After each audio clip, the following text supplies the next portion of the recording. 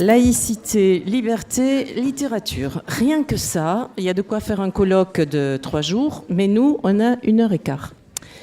1h15 pour ce sujet très vaste, avec 4 personnes autour de la salle pour en parler. 2 écrivains, Éric Pessan. Donc, alors j'ai mes notes pendant l'ordre. Éric Pessan, écrivain, poète, animateur de revue. Vous avez écrit de très nombreux romans, des fictions radiophoniques, du théâtre. Vous écrivez pour les adultes et pour la jeunesse, chez plein d'éditeurs. Je ne vais pas citer, mais si vous voulez, on peut le faire, il n'y a pas de problème. Mais pour cette table ronde, on va parler tout particulièrement de Cache-Cache. On s'était un peu mis d'accord pour parler de celui-là, qui est une pièce, elle est courte, pardon, pas si petite que ça. Une pièce de théâtre à l'École des loisirs, très, très intéressante et très liée à notre sujet. Et j'ai trébuché un peu par hasard ces derniers jours sur un livre qui vient tout juste de paraître chez Fayard. Alors je suis restée perplexe, on en parlera. Ça s'appelle Fayard Roman. Et le titre s'appelle Quichotte, autoportrait chevaleresque. Et je pense qu'on gagnerait beaucoup à... Enfin, je n'ai pas encore lu en entier, je l'ai vu la semaine dernière. Je pense que c'est une jolie promenade, voire même une épopée chevaleresque très intéressante. On va voir. Roland Audat. Roland Audat, vous êtes écrivain. Et sur votre page Facebook, il y a même écrit « Éleveur d'adolescents en batterie ». Je traduis prof de philo en lycée. Ça va ? Ça va. Plusieurs romans à votre actif pour les jeunes, chez Sarbacane essentiellement, si je ne m'abuse. On va parler tout particulièrement aujourd'hui Le Dévastateur, chez Sarbacane. Et j'ai lu aussi un peu en diagonale, mais c'était pas mal et vraiment je ne saurais que vous le conseiller, L'équipé volage. Alors je n'ai rien inventé parce que plein de journaux l'ont dit, plein de sites. Mais c'est absolument réjouissant, tout à fait jouissif. Et ce matin, Sophie disait il faudrait qu'on parle de littérature. Et alors là, pour le coup, je dirais que la langue et la littérature sont un des personnages de vos romans. Vous avez aussi publié des romans pour plus jeunes chez Exprime.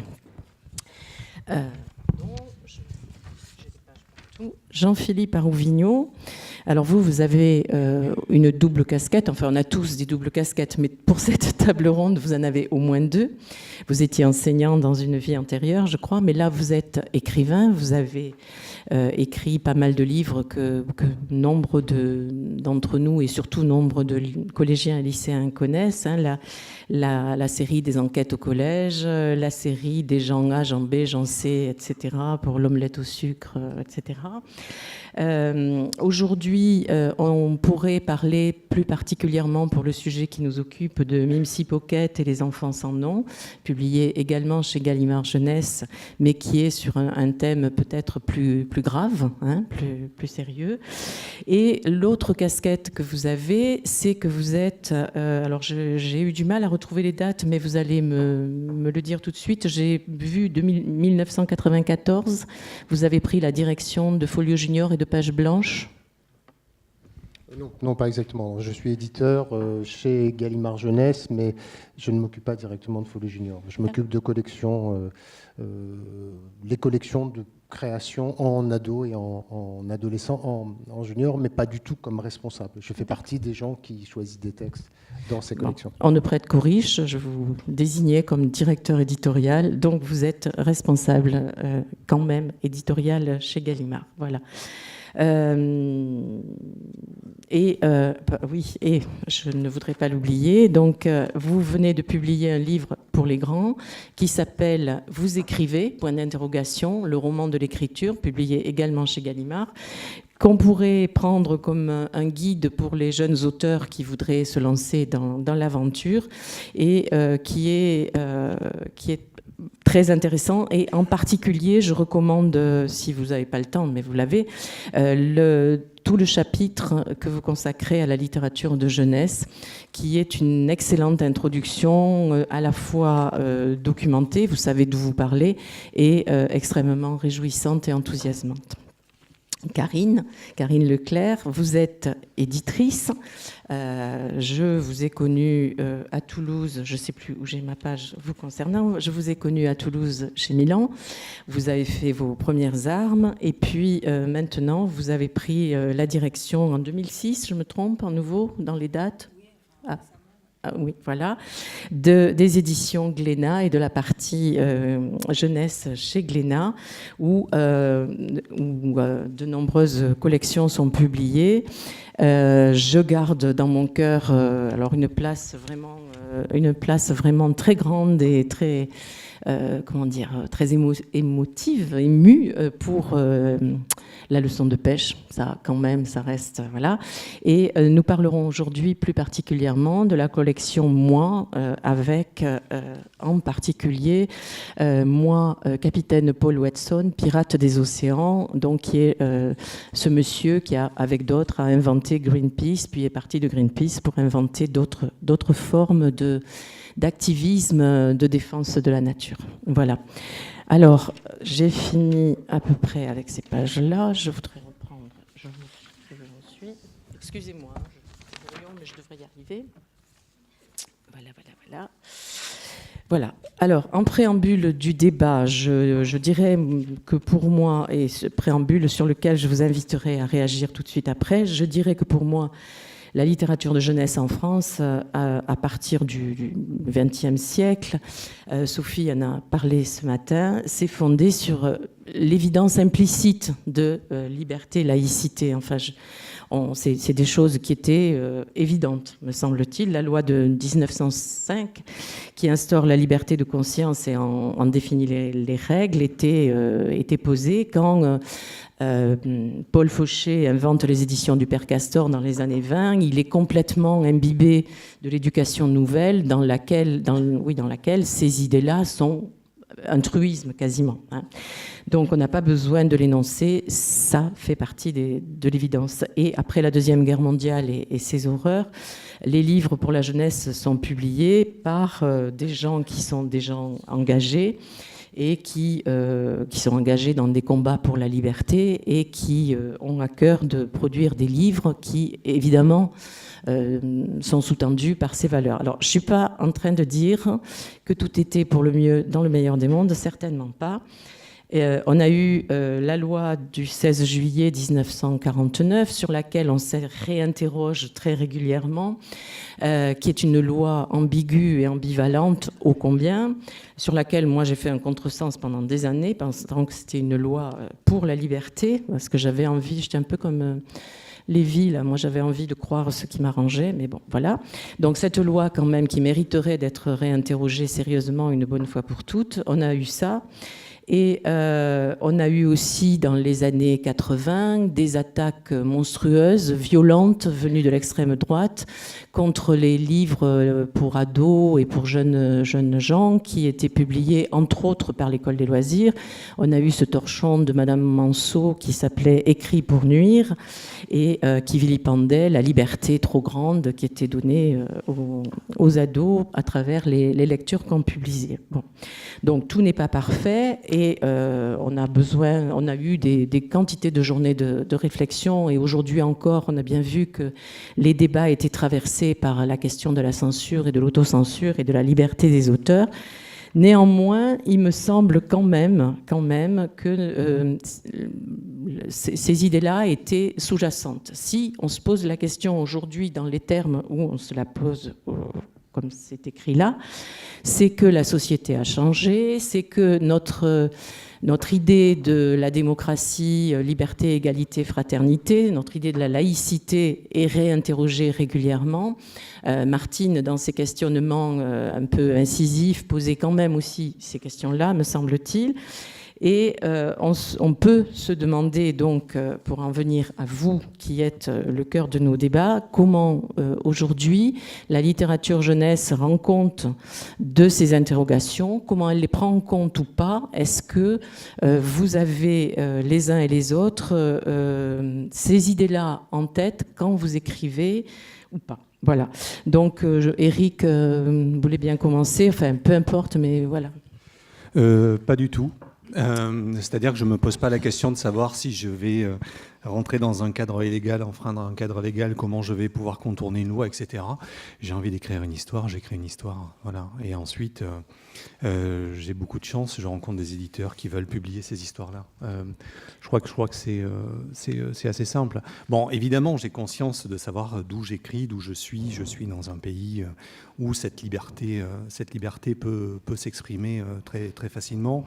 Il y a des moments où, après publication de certains livres, je vois où ça peut achoper, voilà, concernant des problèmes de laïcité, concernant des problèmes politiques. Vous avez évoqué le Front National. J'ai un de mes romans que j'ai publié l'année dernière qui s'appelle La nuit du second tour chez Albert Michel, roman adulte, qui est interdit dans les bibliothèques de la plupart des communes dont la mairie est Front National, parce que ça racontait l'histoire de l'arrivée d'un parti fascisant au pouvoir en France. Voilà. Mais je ne me suis pas posé la question d'écrire un livre qui va être interdit, tout comme je ne me suis pas posé la question d'écrire un livre qui va être autorisé. C'est vraiment pas du tout des questions que je me pose. Voilà. J'ai envie d'écrire, le projet se met en place plus ou moins facilement, et puis je pars, quoi. Merci. Oui, alors c'est des questions quand même très, très compliquées. Enfin, ce qui est compliqué, c'est de poser des questions. Les bonnes, je ne vais pas le faire, hein, mais donc le thème est très vaste. Mais moi, je voulais juste commencer par dire que littérature jeunesse, finalement, pour moi, ça ne veut pas dire grand-chose. C'est de la littérature, point. Voilà, quand j'écris, j'écris pas. Bien sûr que j'écris en sachant que ça sera lu dans certaines collections plutôt par des enfants de 10 ans, mais j'écris aussi pour leurs parents qui certainement vont le lire, ou des adultes qui tomberont dessus, ou des enfants bien plus petits à qui on pourra peut-être le lire, même s'ils ne savent pas déjà lire. Et j'ai beaucoup aimé ce qu'a dit tout à l'heure le fils de Marc Lévy, je ne sais plus son prénom, Didier. C'était un petit peu... Oui, je me suis reconnu dans le fait qu'il disait, si j'ai bien compris, que n'importe qui peut lire de la littérature jeunesse, et qu'on écrit aussi pour leurs parents, et que les enfants peuvent tomber sur des textes bien trop compliqués en apparence pour eux.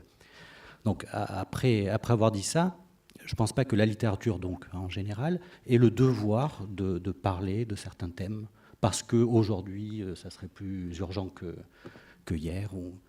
Donc la laïcité, qui en effet pose quand même... qui est un thème très très délicat ces dernières années, puisque c'est un concept quand même très compliqué. Il y a plusieurs conceptions possibles de la laïcité. Il y en a, celles de l'origine ne sont pas celles qui aujourd'hui sont celles qui sont le plus défendues. Il y a maintenant une laïcité qui est défendue par l'extrême droite. Donc c'est un thème qui pour moi est assez difficile à aborder comme ça en quelques minutes. Et donc voilà, la littérature, je ne pense pas qu'elle ait le devoir de le faire. Elle peut, hein, bien sûr. Par contre, la liberté, oui. Si peut-être il y a un devoir, enfin je ne sais pas si c'est un devoir, mais la littérature, d'une part, doit avoir toute liberté. La littérature jeunesse doit avoir toute liberté à aborder les thèmes qu'elle désire aborder, sans censure, autocensure. Et elle a peut-être l'ambition de rendre libre un peu plus ses lecteurs. Voilà.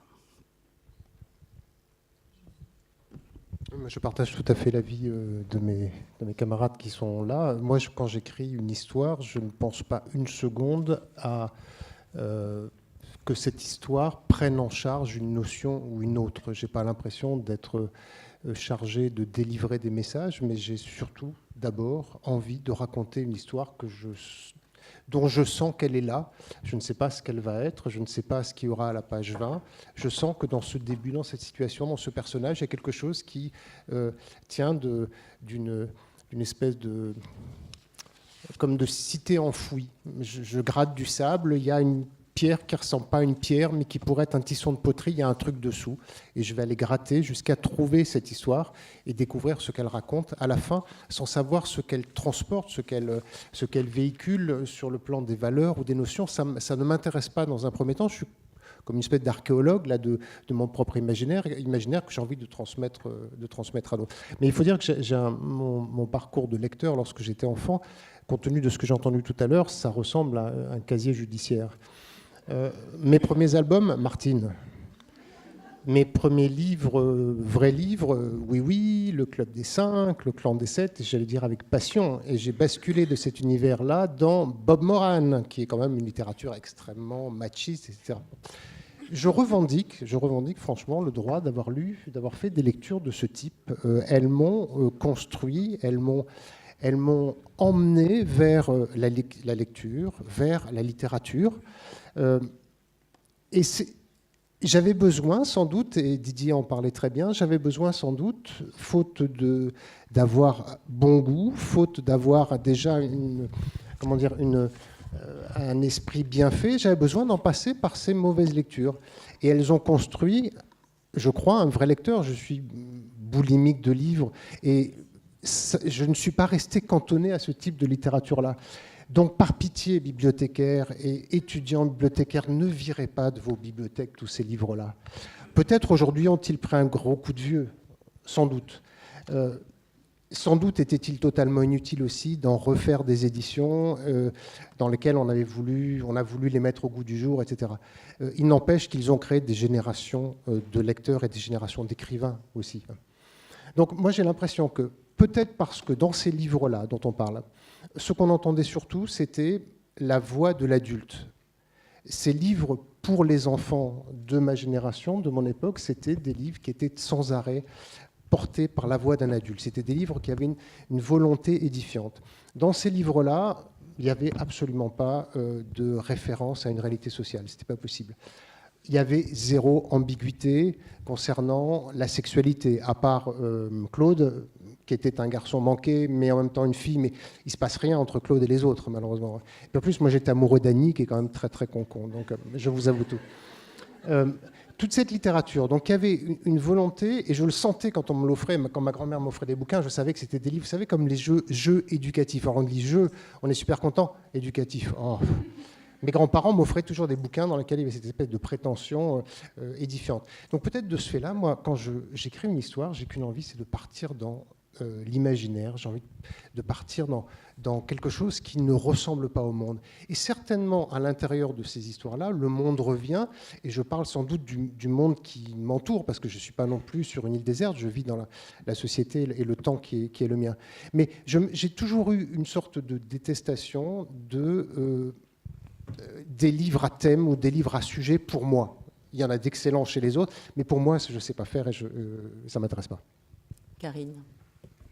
Alors moi, je partage l'avis de nos amis auteurs là, qui revendiquent un petit peu la bibliodiversité. Donc voilà, tout ce qu'on a entendu tout à l'heure sur les livres guimauves, etc. Enfin, j'entends, effectivement, ça existe. Et voilà, je me demande aussi toujours qui on est pour juger telle ou telle littérature, parce qu'on est toujours en train de juger un regard de nos propres références. Et moi, je pense qu'on a besoin d'humilité, on a besoin de bibliodiversité. Je pense qu'on a besoin de contraste dans nos bibliothèques. Et voilà, je pense qu'on ne se pose pas toujours ce genre de questions. Enfin, nos auteurs ne se posent pas toujours des questions à qui ils vont parler, est-ce qu'ils s'adressent à des adultes, est-ce qu'ils s'adressent à de la guimauve, est-ce qu'ils s'adressent... Voilà. Et pour ce qui est de la laïcité, sur cette question-là, moi j'ai grandi dans un cadre laïque, donc c'est pas vraiment une question que je me suis posée en tant que...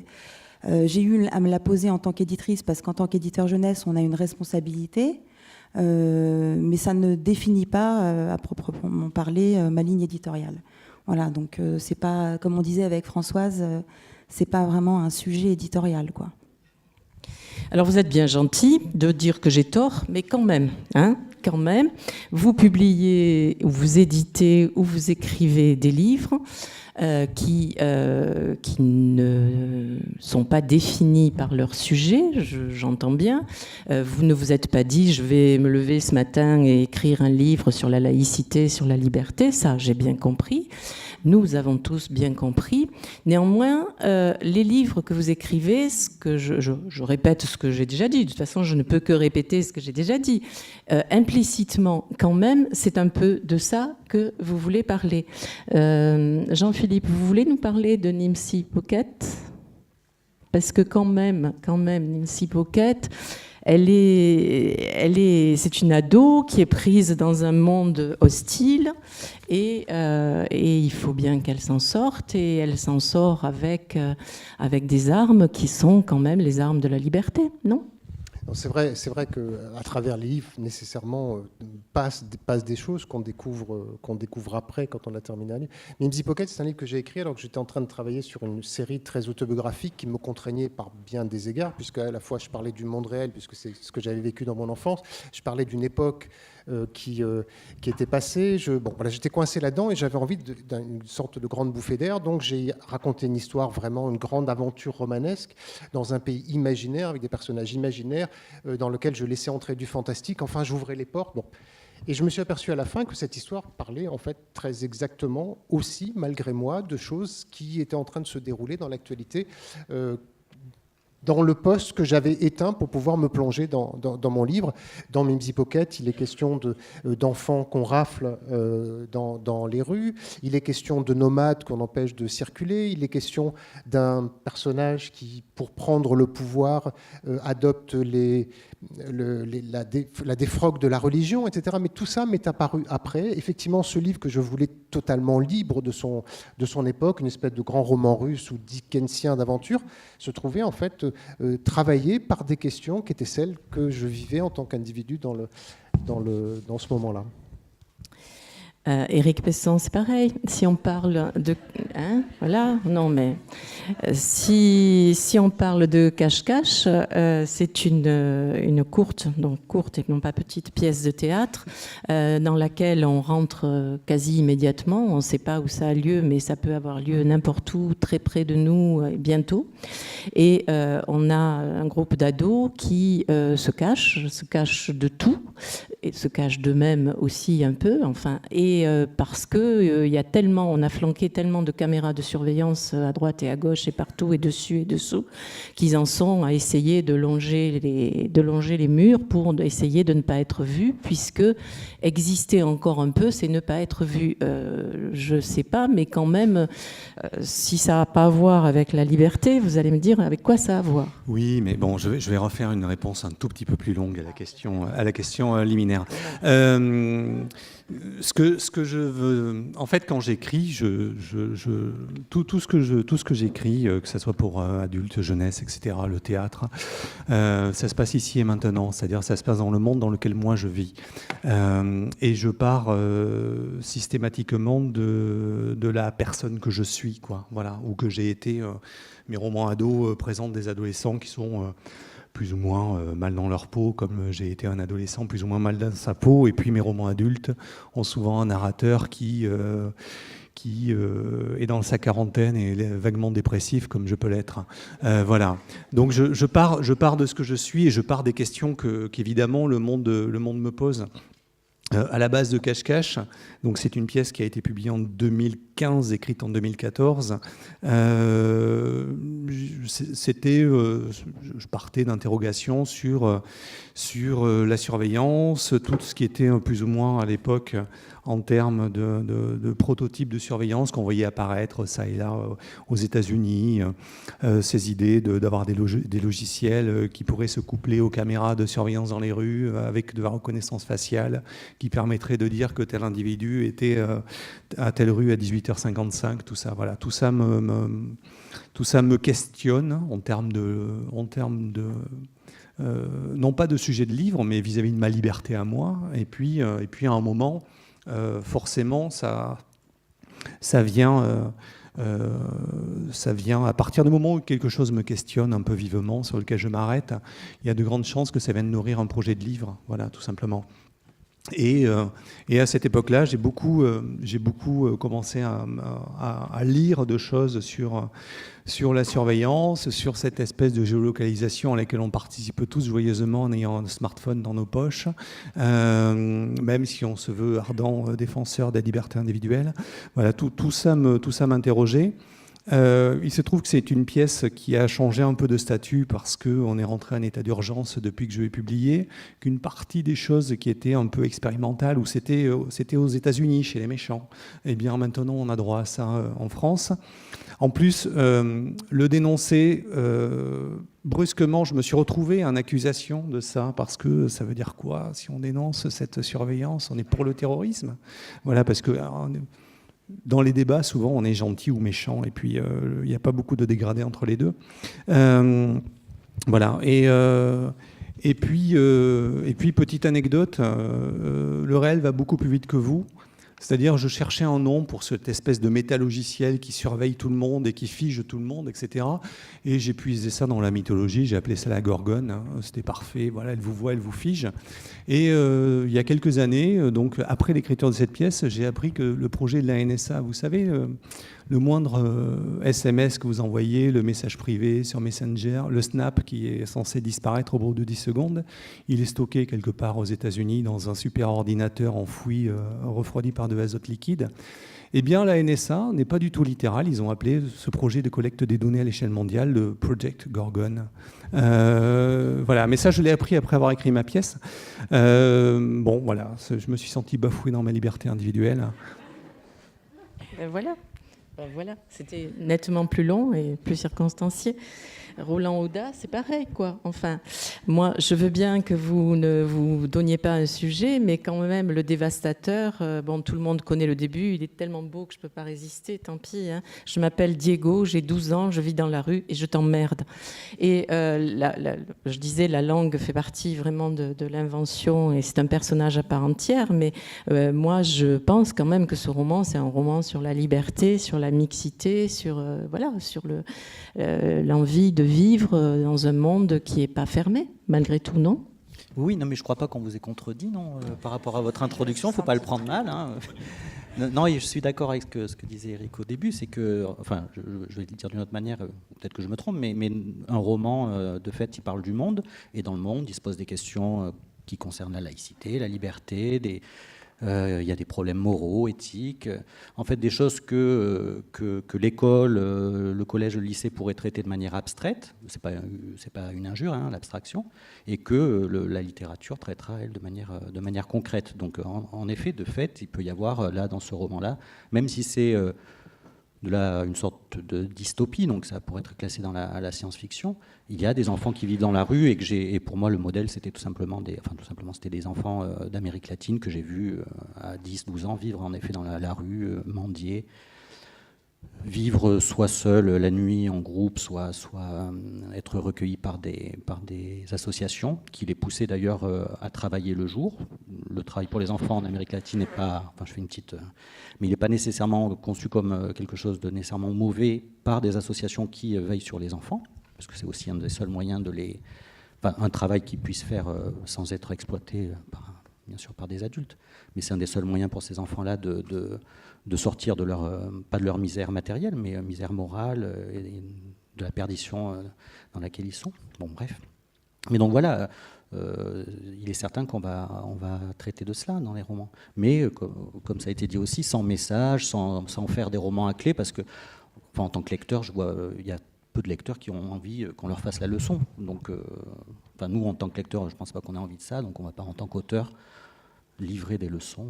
Si on est prof, on passe déjà pas mal de temps à le faire. Donc, Oui, donc pas de livres à message, mais quand même des livres sous-tendus par des valeurs qu'on porte les uns et les autres. Je ne sais plus lequel de vous deux l'a écrit, je vais essayer de le retrouver d'ici tout à l'heure. Karine, vous êtes positionnée... Car Karine, elle m'a dit, vous n'allez pas m'embêter avec la laïcité. Alors j'ai dit, quand même si, bien sûr, moi j'y tiens. Mais parce que vous êtes positionné, non mais bon, il faut bien que...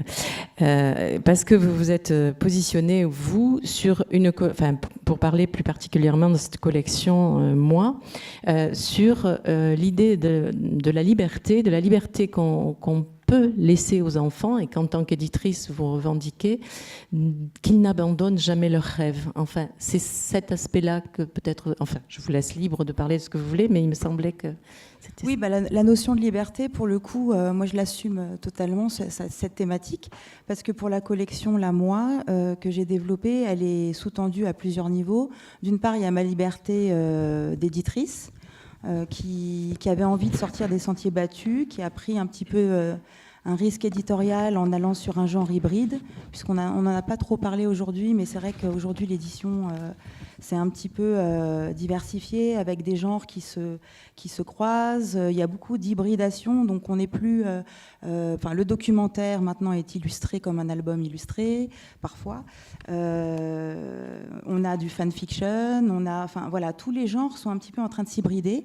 Et il se trouve que moi j'avais envie de faire une collection qui est à cheval entre le documentaire, le carnet de voyage et en fait le récit biographique. Donc ça donne cette collection qui est un petit peu ovni et qui s'appelle Moi, et je suis bien contente de la présenter aujourd'hui parce qu'elle demande un petit peu d'explication. Donc j'ai pas l'occasion souvent de faire de la pédagogie sur cette collection, mais c'est une collection hybride de livres témoignages pour les préadolescents, adolescents. Donc ce sont des récits de personnalités que j'ai choisis et qui sont pour moi des personnes exemplaires qui peuvent inspirer des jeunes. Et surtout, c'est sur des métiers passion. Voilà, donc j'avais envie de proposer, c'est ma liberté d'éditrice de prendre ce risque-là. D'une part, c'est ma liberté aussi de sortir des sentiers battus et d'oser faire quelque chose un petit peu en dehors des cases. Et même si c'est risqué et que c'est pas le carton Harry Potter, c'est sûr. Et ensuite, c'est aussi de la liberté parce que ce qui sous-tend ces récits, c'est vraiment quelque chose que j'admire et que j'ai envie de partager avec les lecteurs, parce que je pense vraiment à nos lecteurs.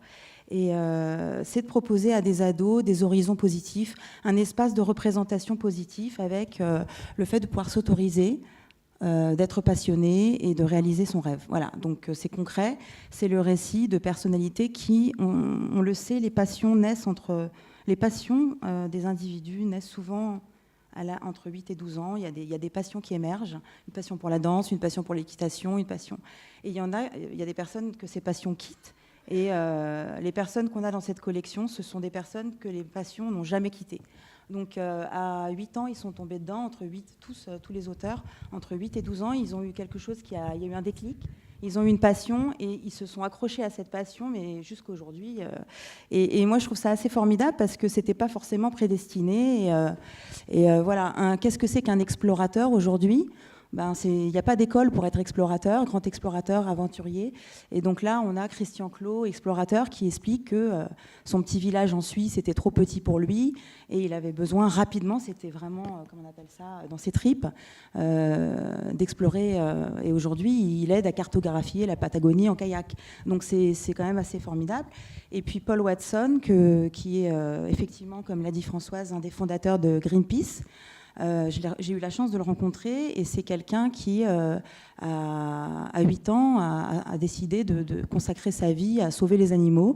Et il a commencé à libérer des castors et il ouvrait les castors que les braconniers mettaient dans la forêt et il libérait les homards au Canada dans les caisses des pêcheurs. Et j'ai pas le temps de vous raconter des anecdotes magnifiques, mais voilà, il a eu 8 ans, il a eu la chance de nager avec des castors.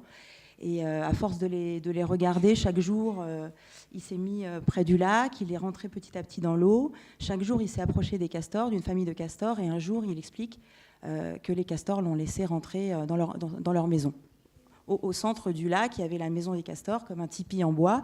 Et il a nagé sous l'eau, il est rentré dans la maison des castors. Et c'est le début du récit. Et en fait, ce qui a vraiment fait sa vocation, c'est que l'année d'après, il est revenu pour retrouver les castors. Et voilà, les braconniers avaient tout détruit. Et il s'est dit, ce jour-là, ma parole, je vais faire ça toute ma vie, quoi. Et il a tenu parole parce qu'aujourd'hui, il embête vraiment les baleiniers dans le monde entier. Il fait des opérations voilà, très, très courageuses. Voilà, donc c'est une collection sur la liberté d'action. Et moi, j'ai envie c'est un message que j'ai envie de partager avec les jeunes lecteurs. Ça s'adresse aussi à tout le monde puisqu'il y a des adultes qui lisent ces livres. C'est croire dans sa liberté d'action. Donc quand même un engagement Laïque. Voilà, laïque. J'espère bien. Alors, Jean-Philippe, j'arrive pas à me souvenir où j'ai trouvé cette phrase, mais je ne l'ai pas inventée, elle est de vous, enfin, sauf si je me suis trompée comme tout à l'heure, vous me le direz. Vous dites « Le héros jeunesse, du fait de son âge, ne s'est pas résigné au monde tel qu'il est.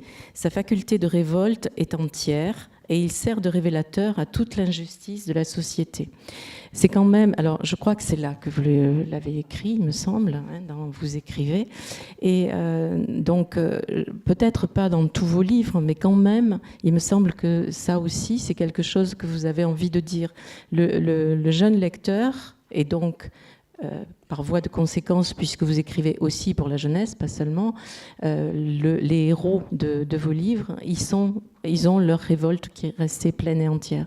Mais moi, ce qui m'avait gêné, c'était le côté, voilà, la littérature jeunesse doit avoir une fonction didactique, donc est-ce qu'elle doit porter les valeurs de liberté, tout ça, ça m'a gonflé. Et après, je me suis dit, deuxième temps, réfléchissons, est-ce qu'il y a un lien particulier entre ces valeurs-là et la littérature de jeunesse? Et il me semble que peut-être le lien, c'est le fait que d'abord, le héros de la littérature jeunesse est un enfant ou un adolescent, c'est-à-dire quelqu'un qui est faible par rapport à un adulte, et que de ce fait-là, c'est la victime première de l'injustice et des défauts de la société, parce que étant le plus faible, c'est sur lui que ça retombe plus fortement. Et deuxièmement, c'est aussi un personnage qui, de fait de sa jeunesse, n'a pas encore accepté peut-être les compromissions qui sont les nôtres, ne s'est pas habitué à une forme de laideur du monde. C'est quelqu'un qui ne transige pas autant que nous, adultes. Et peut-être de ce fait-là, à la fois est-il le révélateur de l'injustice de la société, et en même temps celui qui va se dresser, tenter de la combattre et faire bouger les lignes, parce qu'il croit encore que c'est possible. Alors c'est peut-être là qu'on peut voir une spécificité de la littérature de jeunesse autour de ces thèmes-là. Mais c'est vraiment une hypothèse que je risque et dont je ne suis pas absolument sûr. Mais je pense par exemple à le personnage de Toby Lollness de Timothée de Fombelle, ce petit bonhomme d'un millimètre et demi qui vit dans un arbre-monde et qui est agi par une espèce de force et une énergie qui tient simplement à sa jeunesse et au fait que non, ça c'est pas possible, on ne peut pas faire ça, donc je veux y aller. Et je pense encore, parce que je suis un enfant, qu'il suffit d'être persévérant, énergique, enthousiaste, droit pour pouvoir changer le monde, ce à quoi malheureusement nous avons renoncé à croire aujourd'hui. Alors peut-être qu'il y a un lien fort de ce fait-là entre littérature jeunesse et ces grandes valeurs qui traversent notre société, ou ces grandes notions qui traversent notre société. J'ai envie de rebondir immédiatement là-dessus, parce que je suis vraiment d'accord avec ce qui vient d'être dit. C'est-à-dire que quand j'écris un roman, c'est peut-être la seule différence. Moi, je ne trouve pas que j'écrive différemment quand j'écris pour des ados ou quand j'écris pour des adultes. Mais quand j'écris un roman pour des adultes, je vais tenter une métaphore de synthèse. Je peux écrire l'histoire de quelqu'un qui a renoncé à libérer les castors, parce que l'adulte va avoir le recul pour comprendre ça. Tandis que quand j'écris un roman pour ados, l'ado, il va avoir envie de les libérer, les castors. Voilà. Et je pense que c'est peut-être, pour moi aussi, réellement la seule différence. C'est-à-dire qu'il y a un moment où je ne me dis pas, tiens, je vais porter un message, je vais écrire un texte sur tel et tel sujet parce qu'il y a un message intéressant à porter. C'est plus une sorte de valeur d'arrière-fond. Quand on est ado, on a envie de les libérer, les castors. Et donc allons-y, mes ados, ils libèrent les castors. Oui, tout à fait. Toujours dans Cache-Cache, il y a un personnage qui dit à un moment donné, quand nous sommes passés de « si un paquet vous semble suspect, merci de le signaler » à « si un individu vous semble suspect, merci de le signaler », comment avons-nous fait pour ne pas nous révolter? Oui, je pourrais presque faire un procès à la SNCF parce qu'ils ont inventé ça bien après que je l'ai écrit dans ma pièce. Mais en effet, maintenant, vous avez un petit numéro dans tous les trains. Vous avez un petit numéro, vous pouvez envoyer un SMS pour signaler quelqu'un. Enfin, voilà, parce qu'on est... Mais on l'a intégré, c'est pour notre sécurité. Souriez, vous êtes filmé pour votre sécurité contre la vitesse en cours. Voilà, et ce petit passage-là parle de quelque chose qui, encore une fois, j'écris pas un texte pour me dire attention, voilà. Je parle de quelque chose qui me heurte en tant que citoyen, à la base. Roland, c'est pareil? Oui et non. Enfin, par rapport à ce que vous avez dit tous les deux, bien sûr que peut-être que l'adolescent se distingue de l'adulte par ses traits de caractère ou même ses traits éthiques, finalement moraux, de révolte, mais il existe aussi des adolescents amorphes. Enfin, ça pourrait être aussi un héros de... Enfin, il en existe beaucoup même, mais ça pourrait, ce que je veux dire par là, c'est que ça pourrait être aussi le héros d'un livre. Il existe des adolescents qui prennent une arme et qui vont canarder dans leur lycée, etc. etc. Donc, je pense... Enfin, ça fait de belles histoires et même plus que belles, mais il ne faut pas s'interdire, ou en tout, il ne faut pas ni s'interdire de parler aussi de ce qui est plus gênant dans l'adolescence, ni s'obliger à seulement parler de ces belles choses, pas beaux sentiments au sens, mais réellement belles choses que l'adolescent porte. Et juste une chose, c'est que bon, admettons un livre pour adolescents peut aussi ne pas avoir d'adolescent pour héros. Il peut avoir des vieux. Donc, voilà. Je peux juste rebondir, mais alors là c'est très personnel. Moi j'ai un mal fou à écrire une histoire trop éloignée de moi. C'est-à-dire que je ne sais pas me mettre dans la peau de quelqu'un qui va presser sur une gâchette, un sniper en Afghanistan qui va presser sur une gâchette pour faire sauter la voiture de devant d'un convoi. Je ne sais pas faire ça, parce que ce n'est pas le monde dans lequel je vis. Donc il est évident que je ne peux pas me mettre dans la peau d'un adolescent qui va rentrer avec une arme automatique dans son lycée et flinguer tout le monde. Mais ça, c'est je crois que c'est mon propre processus d'écriture qui fait que je me tiens à distance de certains sujets parce que j'ai peur qu'ils sonnent faux, en tout cas de la manière dont je pourrais les écrire. Oui, mais la plus grande peur de ma vie, on me dit la plus grande peur de ma vie, qui est l'histoire d'un adolescent qui amène une grenade au collège. Mais amener une grenade, c'est pas forcément sans divulgacher le livre, la fin du livre, c'est pas forcément massacrer tout, déchiqueter une classe entière, etc. Le geste en tant que tel, qui relève à la fois de la colère et de l'immense connerie que peut commettre un adolescent, parce que l'adolescence c'est un âge où il y a des amorphes, mais aussi on commet des conneries immenses. Ce geste-là, je peux l'appréhender d'autant plus facilement que si je cherche dans ma propre histoire, oula, j'en ai fait des trucs pas très rigolo. Voilà. Mais bon, là, je parlais plutôt de l'issue tragique, quoi. Du coup, voilà. Oui, j'ai écrit un texte avec un ado qui arrive avec une grenade dans son sac au collège, mais c'est pas très grave. Non, c'est pas très grave. Roland Audat, le Dévastateur, bon, il y en aurait plein, hein, mais le Dévastateur, c'est un livre avec une écriture très, très particulière. Alors, j'ai envie de vous demander comment vous faites. Est-ce que vous êtes tombé dedans quand vous étiez petit ? Comment on fait pour inventer une langue, pour flanquer des images au milieu du texte ? Enfin, franchement, c'est pas sérieux. On ne sait pas si c'est un roman, si c'est une BD, enfin bref. Et comment c'est venu cette idée ? Comment ça s'est construit ? Alors, d'abord, je fais partie de ces auteurs. Il y en a plusieurs qui ont la chance d'avoir des éditeurs qui permettent de faire plein de choses. Oui, c'est la collection Exprime voilà, chez Sarbacane. Mais il y en a d'autres. Hein. Il y en a d'autres, mais celle-là est je dis ça parce que d'autres l'ont dit tout à l'heure, d'autres auteurs. Donc, en effet, on peut mettre une planche de BD au milieu, voilà, ou jouer avec la typographie, etc. Bon, mais ça, d'autres le font. Et sur l'écriture, mais là, en fait, je parlais, donc c'est ce roman qui met en scène, entre autres, parmi beaucoup de personnages, des enfants qui vivent dans la rue et qui ont leur propre langage. Donc j'ai inventé pas une langue, mais un peu sur le modèle d'Orange Mécanique, du vocabulaire tiré de différentes langues, et un chapitre sur 4 ou 5 qui est dans cette langue pratiquement incompréhensible. Donc, ce qui peut être gênant pour le lecteur, sauf que je voulais d'abord, moi, ça m'amusait, mais je pensais aussi qu'on pouvait lire quelque chose sans nécessairement le comprendre, et pourtant comprendre ça. Il y a, je ne sais plus, un auteur marseillais qui faisait ça en théâtre, j'ai oublié son nom. Gildas Bourdet. Comment ? Gildas Bourdet. Voilà, c'est ça. Et voilà. Et la forme est liée au fond, et on revient au thème d'ailleurs de cette description d'un monde qui porte avec lui des problématiques de citoyenneté ou autre. Mais donc la forme, cette langue que j'ai inventée, est liée aussi au fait que ces enfants sont inaudibles dans la société dans laquelle ils vivent. Donc, qui se protègent aussi des adultes en parlant une langue qu'ils sont les seuls à comprendre et qui de toute façon que l'on ne veut pas comprendre. Donc voilà, de fait, ils parlent leur langue, quoi.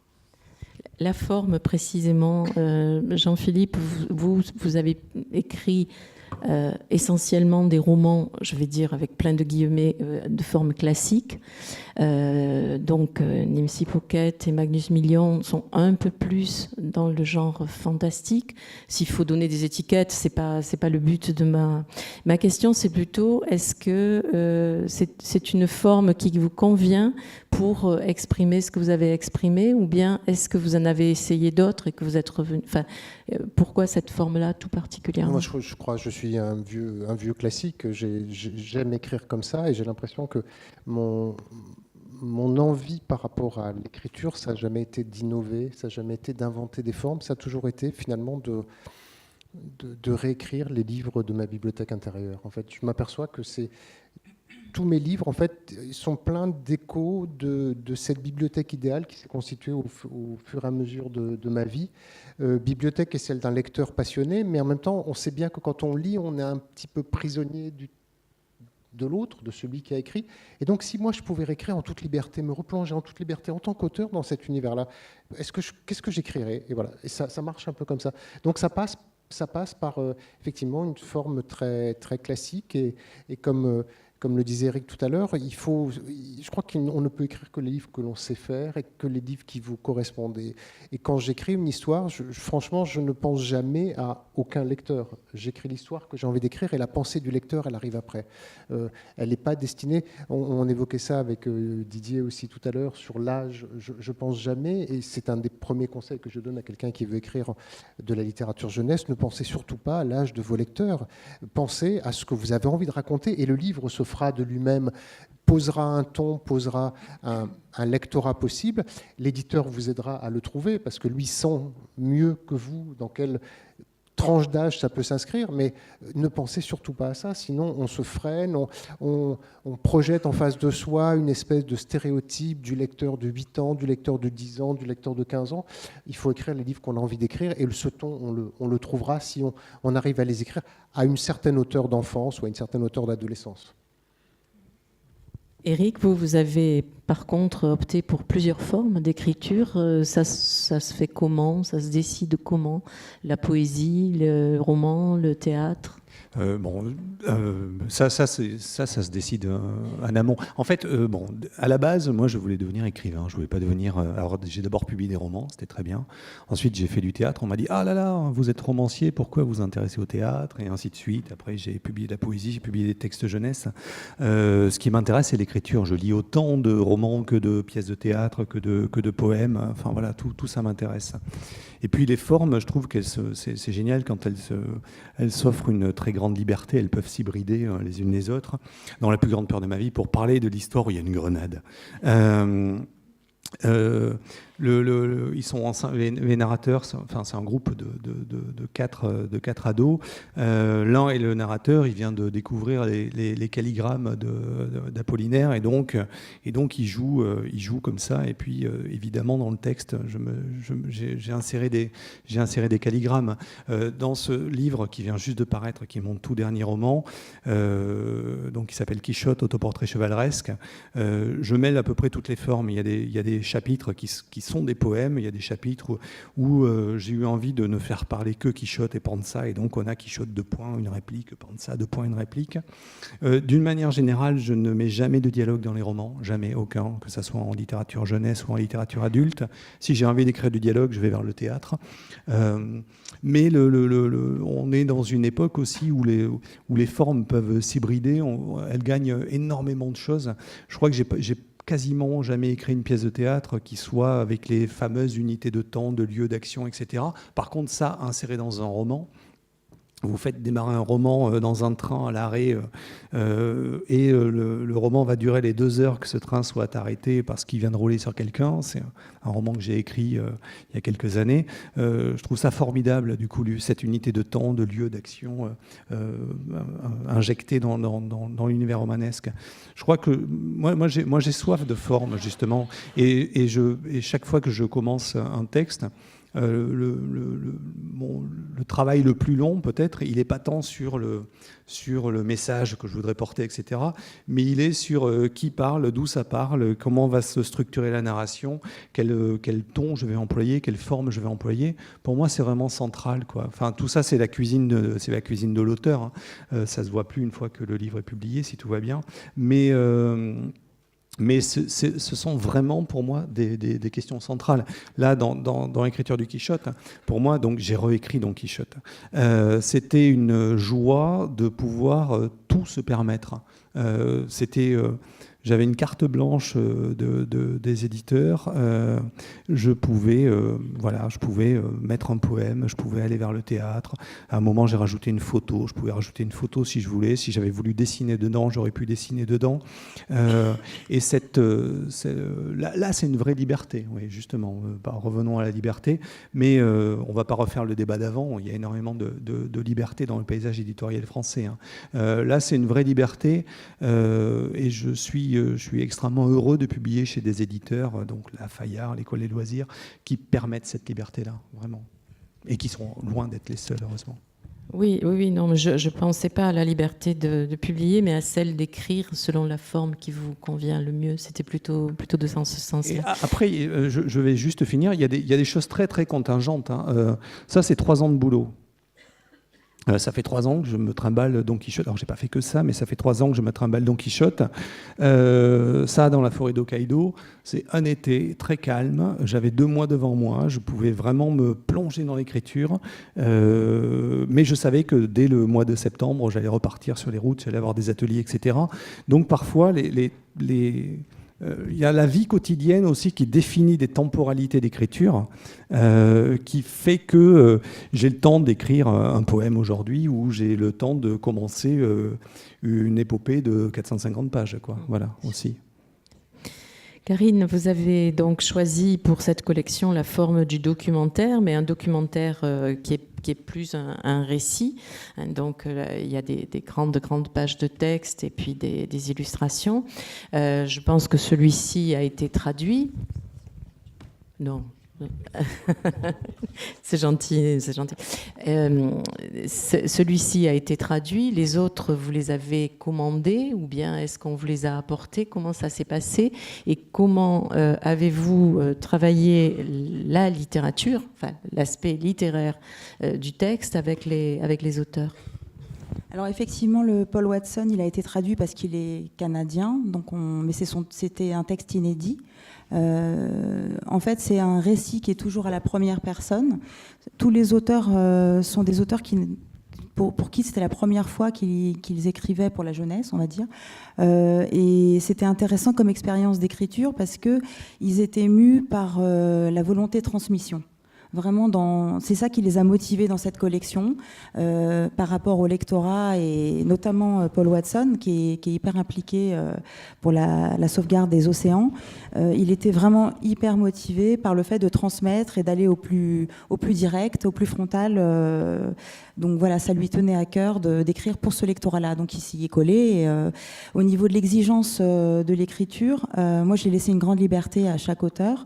Et la seule contrainte que je me suis imposée, enfin c'est pas une contrainte, au contraire c'est une liberté.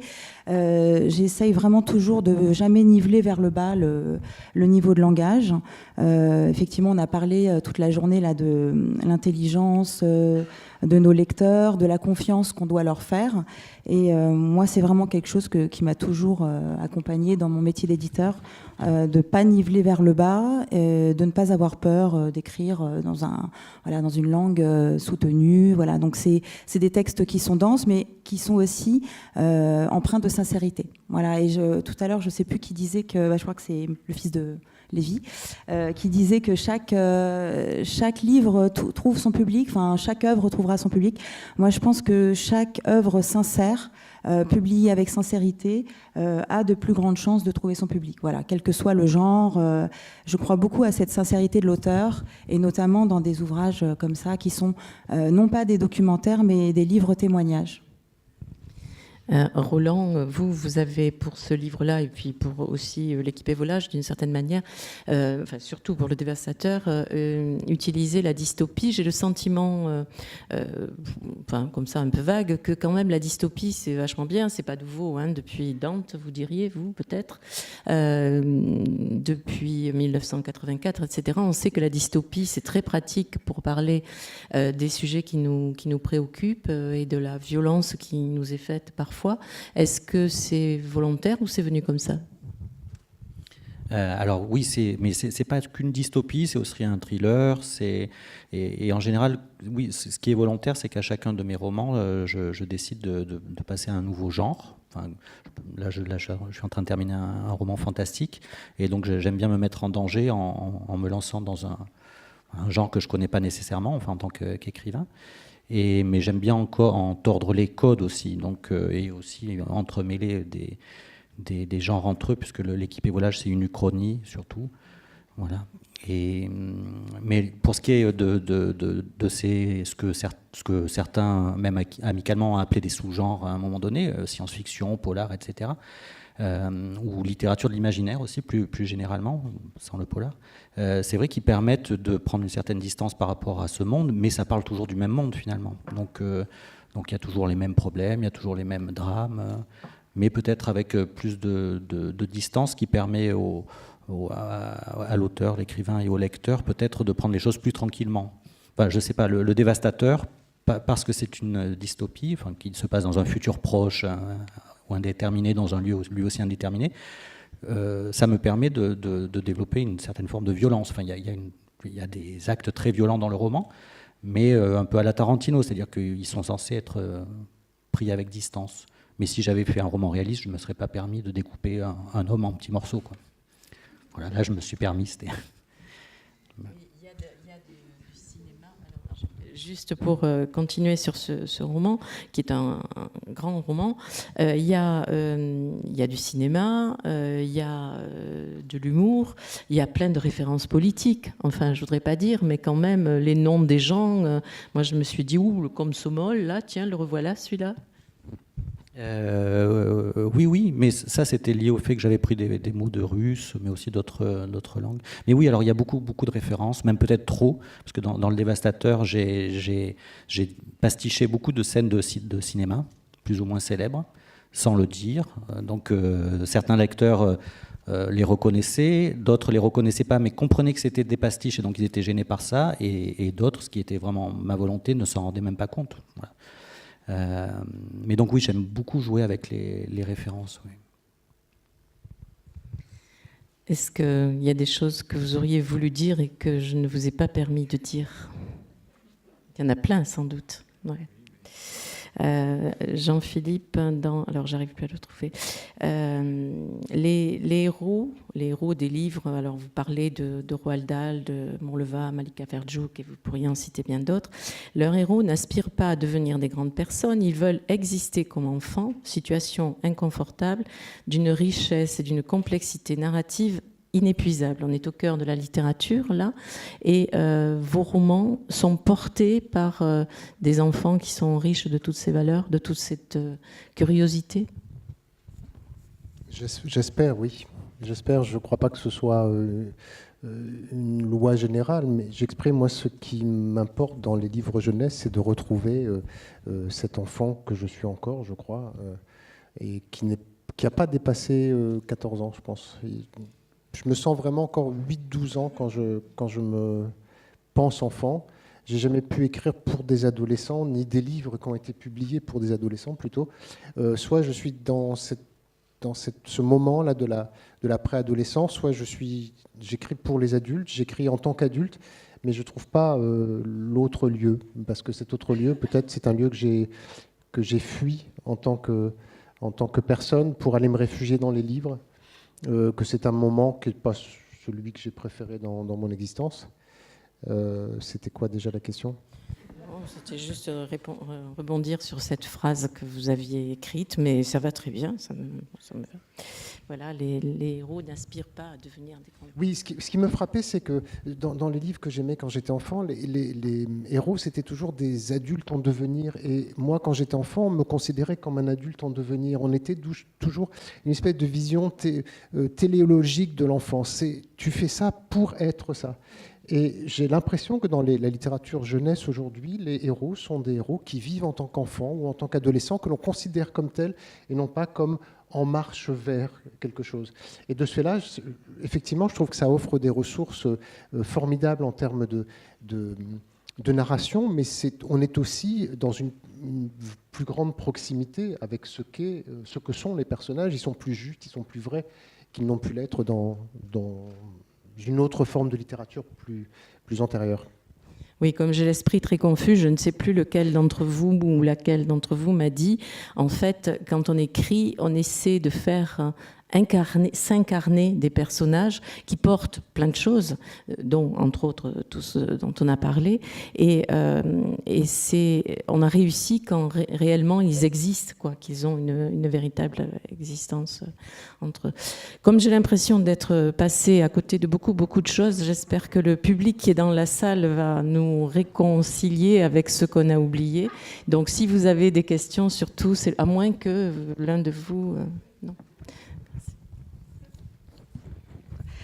Merci beaucoup Françoise, bravo, parce que vraiment, toi et tes invités et les auteurs montrent que vraiment la littérature, alors elle est peut-être, comme on l'a dit cet après-midi, dans tous les sens, différente, diverse, chamallow, je sais pas quoi, tout ça, mais elle est magnifique parce que, Guimauve, pardon, vous nous avez donné beaucoup d'émotions et c'est bien la preuve que sans les auteurs et sans ce début de la création, c'est magnifique. Justement, je voudrais parler d'émotions parce qu'on n'en a pas beaucoup parlé aujourd'hui. Et demander à ces trois jeunes hommes, les émotions... Pardon, oh là là, je flatte, ça va, vous me connaissez. Les émotions, non mais justement les émotions qu'ils ressentent eux quand ils écrivent, pas quand ils voient leur lecteur, tout ça, mais au moment vraiment où vous écrivez. Tout à l'heure, Didier Lévy a dit que c'était un peu douloureux pour lui. Elles sont sans doute variées, vos émotions, mais quelles sont-elles? Et bravo Françoise, vraiment, c'était merveilleux. Ben, je me lance. Elles sont extrêmement variées. Parfois, la colère m'a servi de moteur d'écriture, réellement. Quelque chose qui m'énerve énormément peut me faire écrire. Je vais raconter un truc qui peut paraître idiot, mais quand j'essaye de toucher cette justesse-là d'un adolescent, etc., en tout cas, moi, je me prive jamais d'intégrer l'émotion dans les textes. Et si il y a des passages où l'émotion où j'ai l'impression que cette émotion peut passer, pour moi, c'est vraiment une grande fierté, quoi.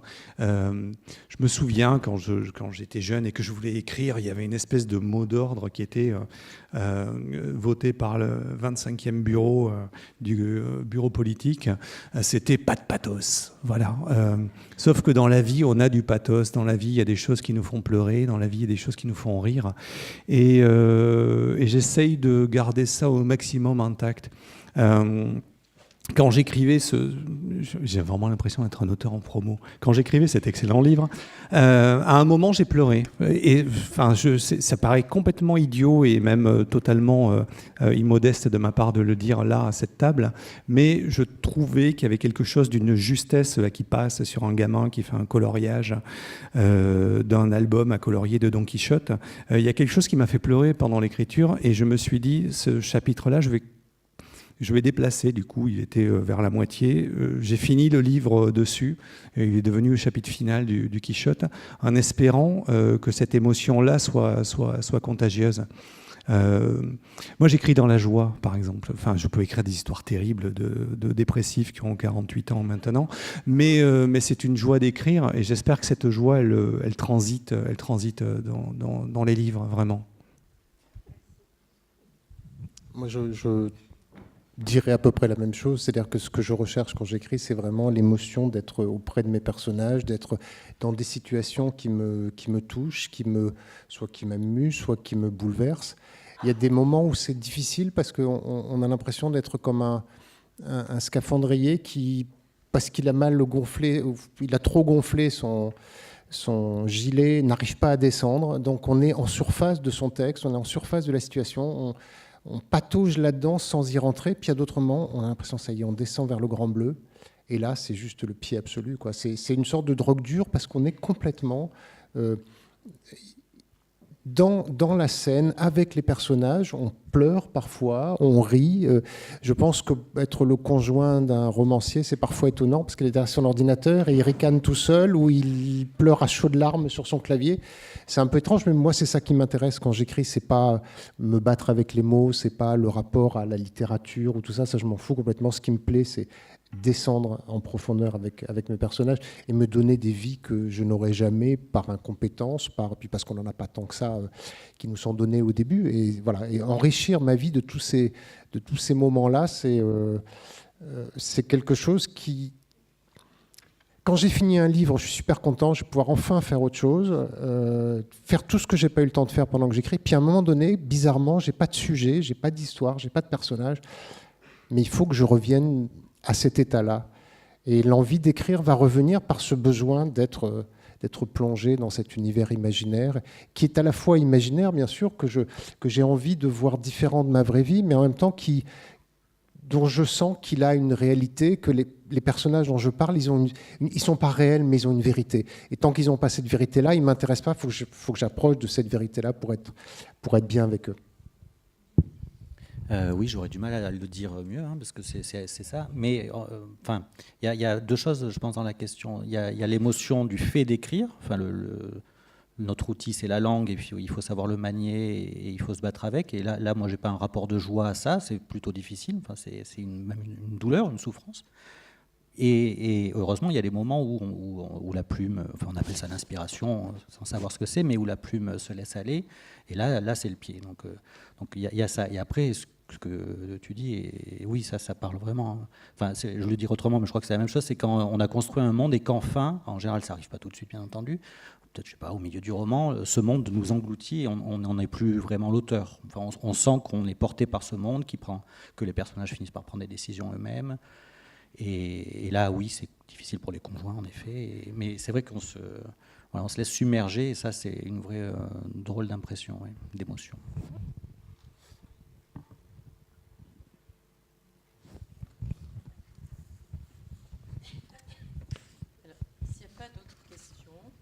S'il n'y a pas d'autres questions, s'il y en a une.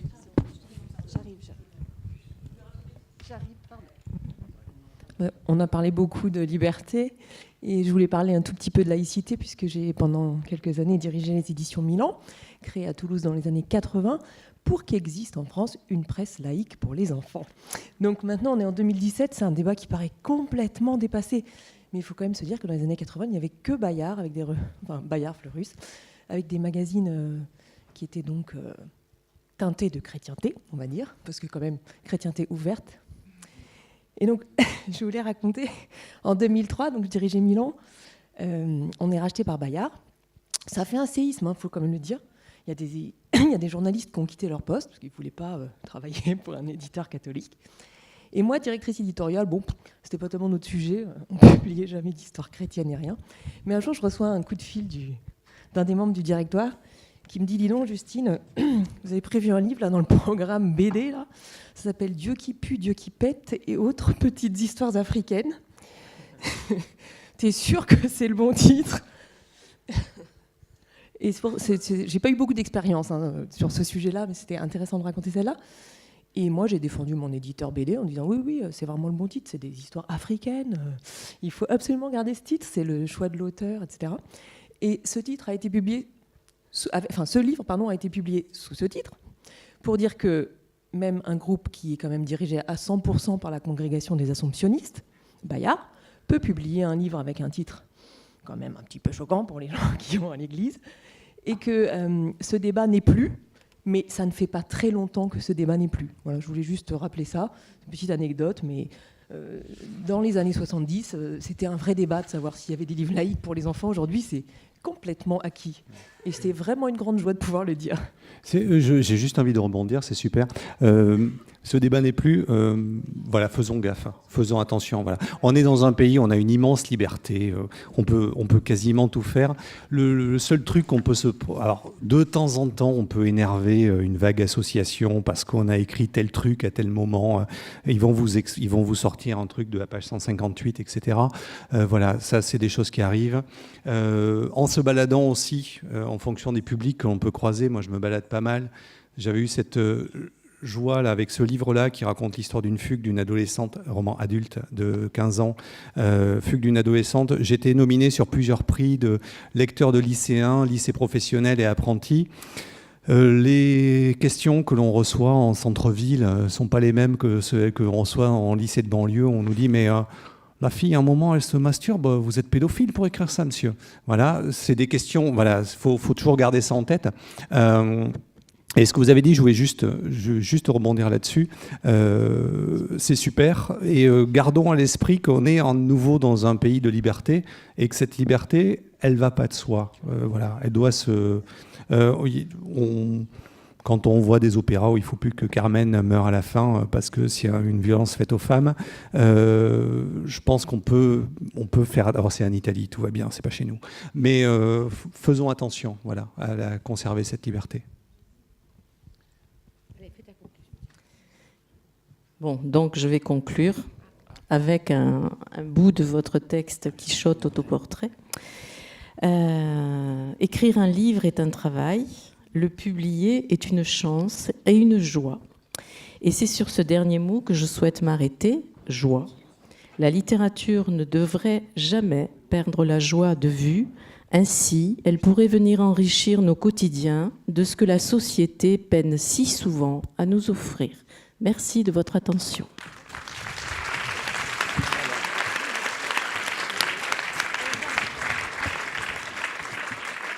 Merci. Je me mets au piano. Je vais vous jouer une petite chose au piano. Bon, alors je dois faire un petit mot de conclusion. Ça va être rapide parce qu'il est tard et vous avez envie de rentrer, je comprends. Parce que tout ce qu'on a entendu aujourd'hui était tellement riche et bien. Pas tout d'ailleurs, parce qu'il y a des choses... Moi, je suis une position, je suis le président du syndicat national de l'édition pour la jeunesse et je ne peux pas parler en mon nom, mais là, je vais quand même parler aussi un petit peu en mon nom. En tout cas, ce que je sais, c'est qu'un livre, ça peut encore provoquer des choses, et ça, c'est bien. Hein, ça peut encore bouger les foules, ça peut encore énerver des politiques ou énerver des bibliothécaires, etc. Donc ça, c'est plutôt bien que ce livre existe encore et qu'il soit riche de cette chose. On pourra parler aussi, alors on ne va pas reparler de la guimauve, etc., mais il est quand même important de signaler qu'il y a aujourd'hui effectivement une production, peut-être surproduction, mais Carole est partie, j'avais dit que je lui répondrais à ça, mais je lui répondrai une autre fois, mais que si on est entre nous un petit peu là quand même, on est tous d'accord que tous ces guimauves et tous ces produits existants qui sont des fabricants de livres ne nous intéressent pas. Aujourd'hui, on s'intéresse aux éditeurs, aux auteurs et aux libraires. Voilà, et c'est ça qui nous intéresse, c'est ça qu'on doit défendre. Et je pense que quand on est éditeur, quand on est auteur, ou quand on est libraire ou bibliothécaire, ce qu'on doit faire avant tout, c'est défendre nos livres tels qu'on a envie qu'ils soient, qu'ils existent, et tels qu'on a envie de les partager. Le reste, on s'en fout. À partir du moment où on aime son livre et on a écrit avec passion, on l'a édité avec passion, je peux vous assurer, vous trouverez d'autres personnes qui seront passionnées comme vous sur ces livres. Donc il faut continuer à penser, à être exigeant, et comme ça, on y arrivera. Je pense que ça, j'en suis persuadé et que tout le monde est d'accord avec moi là-dessus. Non ? Bon. Bon, très bien. Donc continuons à travailler comme ça et restons droit dans nos bottes et revendiquons des choses. En ce qui concerne les thématiques, on a parlé aussi des thématiques. Ça, c'est le problème, parce qu'aujourd'hui en France, c'est tellement bien ce qui se passe sur la littérature jeunesse, c'est-à-dire qu'on a des librairies spécialisées, des bibliothèques spécialisées, des spécialistes qui s'occupent de la littérature jeunesse, et à force d'être, et c'est très bien, mais à force d'être trop spécialisé, eh bien on classe les choses. C'est un peu le travail aussi d'un bibliothécaire de ranger les choses, de les classer, et par conséquent on met des thématiques. Mais quand il s'agit de parler littérature jeunesse, évidemment, tout de suite on va parler d'un roman en disant c'est toutes les thématiques, et on oublie effectivement de parler de l'auteur qui a une plume, qui est la littérature tout simplement. Et quand on parle par exemple, et je l'aime beaucoup, Annie Ernaux, jamais on dit la thématique du dernier livre de Annie Ernaux est sur le viol. Non. On parle de son écriture, de cette littérature magnifique, etc. Donc on aimerait bien peut-être faut-il changer le mot littérature enfant, adolescente, pour les enfants, je ne sais quoi. Peut-être mettre littérature contemporaine ou littérature de création. Peut-être que là, on oublierait un petit peu le côté infantile. Et encore, quand on parle du mot infantile, moi j'aimerais rester infantile, parce qu'il y a quand même quelque chose de beau dans ce mot. Et souvent, quand on dit qu'on est un peu infantile, c'est souvent un peu négatif. Donc revendiquons un peu ce qu'on fait, continuons à travailler comme on travaille. Je pense qu'on est tous d'accord là-dessus, parce qu'à moins qu'il y en ait un ou une qui ne soit pas d'accord, et dans quel cas je lui donne le micro, il n'a pas intérêt. Mais je pense qu'il faut continuer comme ça. Je savais que Nathalie allait dire quelque chose. Et en tout cas, je trouve que quand on fait des journées comme celle-ci, c'est quand même d'une richesse absolument incroyable. On a tous cette passion, on l'a senti dans toutes les tables rondes, cette passion. Même dans des bibliothécaires retraités, comme Martine, qui a su défendre des choses magnifiques. Donc voilà, je crois que quand on baigne là-dedans, même retraité, on continue. Et ça, c'est merveilleux. En tout cas, je vous remercie d'avoir été aussi attentif et j'espère vous retrouver très vite. Merci. Oh. Évidemment, comme j'oublie toujours, parce qu'en fait, je ne vais pas dire tout ça, je devais dire autre chose. Je vais vous dire que là, en ce moment, on est capté. Voilà, souriez, vous êtes... on en parlait tout à l'heure. Souriez, vous êtes filmé. Tout ce que vous avez entendu depuis ce matin, eh bien, vous pouvez le retrouver sur le site du SNE et sur le site de Trois Petits Chats. Voilà. Et vous tapez ça, et ça marche. Et sur Occitanie, livre et lecture. Toulouse. Non, pas forcément.